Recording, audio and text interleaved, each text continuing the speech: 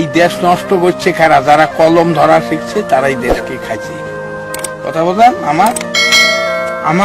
আমি পল্লী কবি, কবিতা বানাইছি, আমার কবিতা তো কেউ শুনবে না, কারণ আমরা গরিব মানুষ, গরিব মানুষের কোনো দাম নাই। তা এই যুগটা হলো কি জানেন, কেয়ামতের নমুনা জানি কিন্তু মানি না, গোনাগার দুযুগী হবে সে কথাও তো শুনি না। গুন্ডে পান্ডা হারামখোর তারে হলো তোর দিন দুপুরে মানুষ মারে তারে হলো দুনিয়া। কেয়ামতের নমুনা জানি কিন্তু মানি না। সরকারি চাকরি করে, বেতন 5,000, 50,000 টাকা মাসে খরচ দেখি তার, বাকি টাকা কেমনে আসে সে কথা আর বলি না। কেয়ামতের নমুনা জানি কিন্তু মানি না। ডিজেল ভেজাল, পেট্রোল ভেজাল, অকটেন ভেজাল, পদ্মা মেঘনা যমুনা, অর্থাৎ কোম্পানি ভেজাল। কেয়ামতের নমুনা জানি কিন্তু মানি না।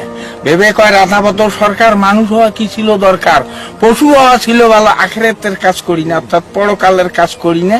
কেয়ামতের নমুনা জানি কিন্তু মানি না।